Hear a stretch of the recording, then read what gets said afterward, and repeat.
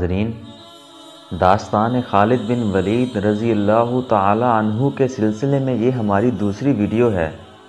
خالد بن ولید رضی اللہ تعالی عنہ کی زندگی کے بارے میں اچھے طریقے سے جاننے کے لیے لازمی ہے کہ آپ تمام ویڈیوز ترتیب کے ساتھ دیکھیں، لہٰذا میری پہلی ویڈیو کا لنک ڈسکرپشن میں ہے، اگر آپ دیکھنا چاہیں تو اسے دیکھ لیں۔ خالد کے ذہن سے یادیں پھوٹتی چلی آ رہی تھیں۔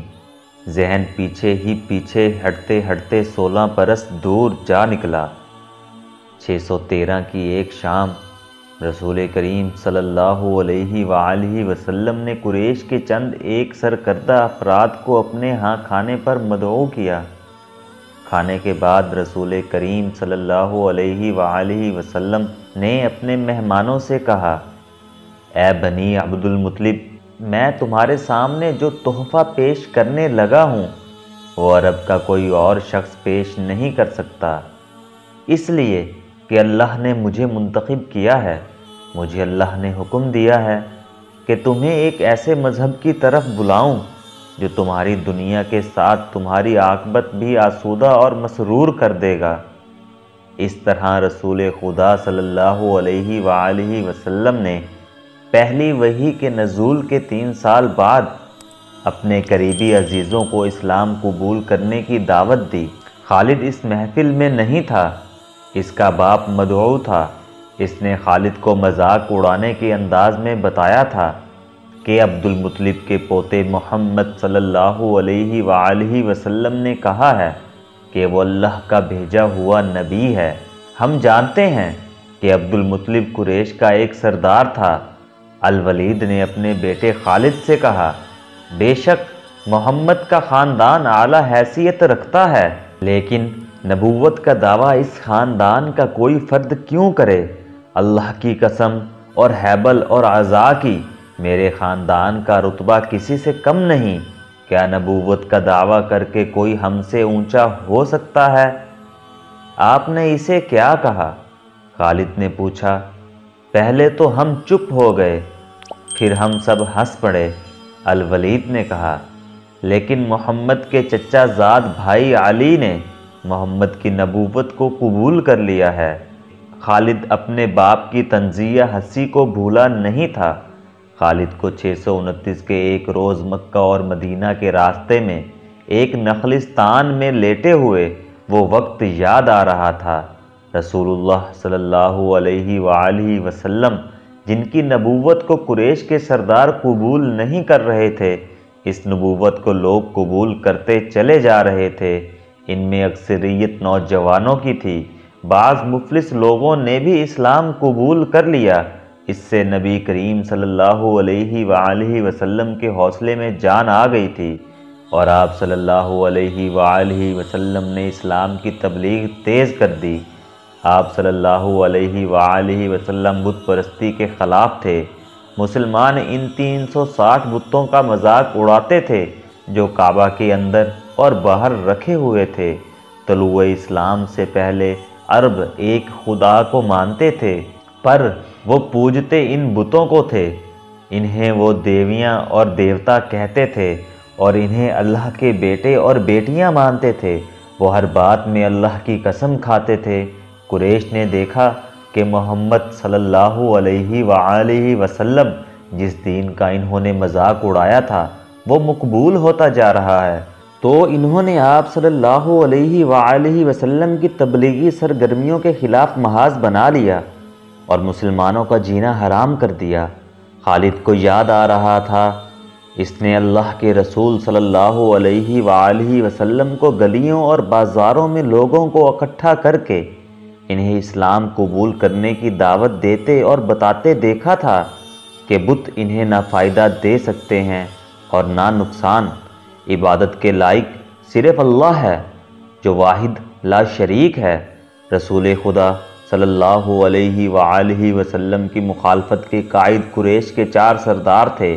ایک تو خالد کا باپ الولید تھا، دوسرا نبی کریم صلی اللہ علیہ وآلہ وسلم کا اپنا چچا ابو لہب تھا، تیسرا ابو سفیان اور چوتھا ابو الحکم تھا جو خالد کا چچا زاد بھائی تھا۔ مسلمانوں پر سب سے زیادہ ظلم اور تشدد اسی شخص نے کیا تھا۔ وہ جہالت کی حد تک کینہ پرور اور مسلم کش تھا، اس لیے مسلمان اسے ابو جہل کہنے لگے تھے۔ یہ نام اتنا عام ہوا کہ لوگ جیسے اس کا اصل نام بھول ہی گئے ہوں۔ تاریخ نے بھی اس پستہ قد بھینگے اور لوہے کی طرح مضبوط آدمی کو ابو جہل کے نام سے ہی یاد رکھا ہے۔ خالد کو یہ یادیں پریشان کرنے لگیں، شاید شرمسار بھی۔ قریش کے لوگوں نے رسول خدا صلی اللہ علیہ وآلہ وسلم کے گھر میں کئی بار غلاظت پھینکی تھی۔ جہاں کوئی مسلمان اسلام کی تبلیغ کر رہا ہوتا، وہاں قریش کے آدمی جا پہنچتے اور ہلڑ مچاتے تھے۔ بد اخلاق اور دھتکارے ہوئے آدمیوں کو رسول خدا صلی اللہ علیہ وآلہ وسلم کو پریشان کرتے رہنے کے کام پر لگا دیا گیا تھا۔ خالد کو یہ اطمینان ضرور تھا کہ اس کے باپ نے محمد صلی اللہ علیہ وآلہ وسلم کے خلاف ایسی کوئی گھٹیا حرکت نہیں کی تھی۔ وہ 2 مرتبہ قریش کے 3-4 سرداروں کو ساتھ لے کر رسول خدا صلی اللہ علیہ وآلہ وسلم کے چچا ابو طالب کے پاس یہ کہنے گیا تھا کہ وہ اپنے بھتیجے کو بتوں کی توہین اور نبوت کے دعوے سے روکے، ورنہ وہ کسی کے ہاتھوں قتل ہو جائے گا۔ ابو طالب نے ان لوگوں کو دونوں مرتبہ ٹال دیا تھا۔ خالد کو اپنے باپ کی بہت بڑی قربانی یاد آئی۔ عمارہ خالد کا بھائی تھا۔ وہ خاص طور پر خوبصورت نوجوان تھا۔ وہ ذہین تھا، اس میں بانک پن تھا۔ خالد کے باپ الولید نے اپنے اتنے خوبصورت بیٹے عمارہ کو قریش کے 2 سرداروں کے حوالے کیا اور انہیں کہا کہ اسے محمد کے چچا ابو طالب کے پاس لے جاؤ اور اس سے کہو کہ میرا بیٹا رکھ لو اور اس کے بدلے محمد صلی اللہ علیہ وآلہ وسلم ہمیں دے دو۔ خالد اپنے باپ کے اس فیصلے پر کانپ اٹھا تھا، اور جب اس کا بھائی عمارہ دونوں سرداروں کے ساتھ چلا گیا تھا تو خالد تنہائی میں جا کر رویا بھی تھا۔ ابو طالب سرداروں نے عمارہ کو رسول کریم صلی اللہ علیہ وآلہ وسلم کے چچا کے آگے کر کے کہا تھا، اسے تم جانتے ہو، یہ عمارہ بن الولید ہے۔ تم یہ بھی جانتے ہو کہ بنو ہاشم نے، جس کے تم سردار ہو، ابھی تک اس جیسا سجیلا اور عقل مند جوان پیدا نہیں کیا۔ یہ ہم ہمیشہ کے لیے تمہارے حوالے کرنے آئے ہیں۔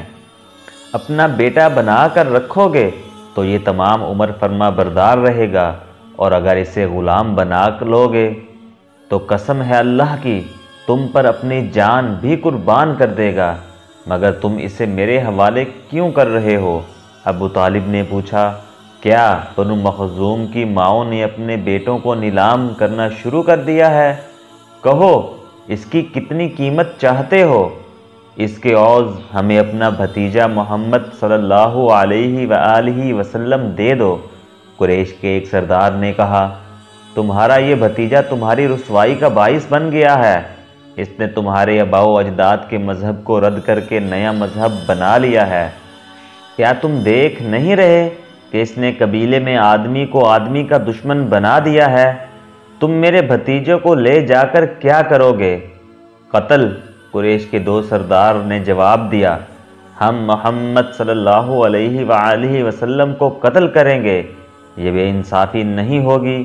تم دیکھ رہے ہو کہ ہم تمہارے بھتیجے کے بدلے تمہیں اپنا بیٹا دے رہے ہیں، یہ بہت بڑی بے انصافی ہوگی۔ ابو طالب نے کہا، تم میرے بھتیجے کو قتل کرو گے اور میں تمہارے بیٹے کو پالوں گا اور اس پر خرچ کروں گا اور اسے بہت اچھی زندگی دوں گا۔ تم میرے پاس کیسا انصاف لے کر آئے ہو؟ میں تمہیں عزت سے رخصت کرتا ہوں۔